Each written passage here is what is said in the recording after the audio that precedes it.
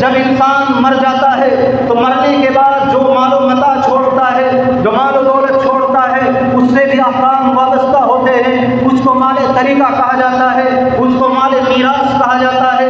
جس مال کو وہ چھوڑتا ہے، بہت سے مذاہب کے اندر اس کو مثلا عیسائیت کے اندر بڑا بیٹا ہڑپ کر لیتا ہے، چھوٹوں کو وہ مال نہیں دیا جاتا ہے۔ عربوں کا یہ دستور تھا کہ جو نابالغ بچے ہوتے، جو لڑکیاں ہوتی، جو بیوہ عورتیں ہوتی، ان کو میراث کا مال نہیں دیا جاتا تھا۔ پیارے حبیب صلی اللہ علیہ وسلم کی خدمت میں ایسا ہی واقعہ پیش کیا گیا۔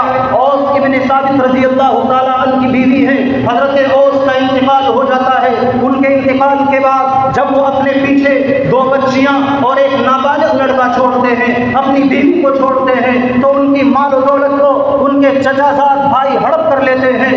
ان کی ماں کو فکر ہوتی ہے، اپنی بیٹیوں کے نکاح کی فکر ہوتی ہے، بچوں کی پرورش کی فکر ہوتی ہے۔ وہ ان چچا زاد بھائیوں کے پاس جاتی ہے کہ ہمیں آپ اس مال میں سے تھوڑا مال دے دیجئے تاکہ میں اس نابالغ بچے کی پرورش کر سکوں، اپنی بچیوں کی شادی کر سکوں۔ اگر آپ مال دینے پر آمادہ نہیں ہے تو کم از کم یہ کیجئے کہ ہماری ان بچیوں کی شادی کا انتظام کر دیجئے۔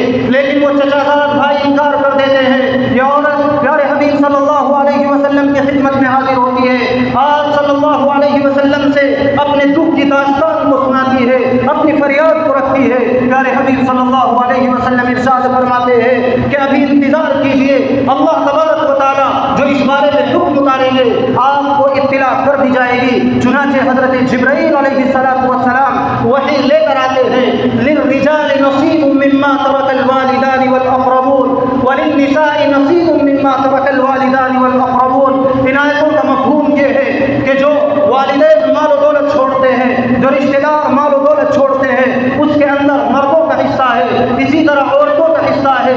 تو یہ اسلام کی خصوصیت ہے کہ اس نے مال طریقہ کے اندر، مال میراث کے اندر عورتوں کا حصہ رکھا ہے۔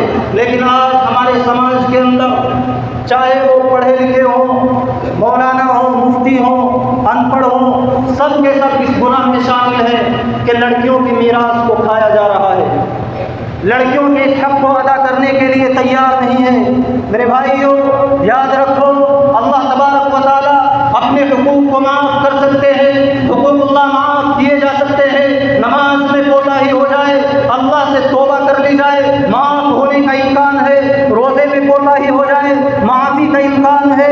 لیکن اگر ہم کسی کا حق کھائیں گے، حقوق العباد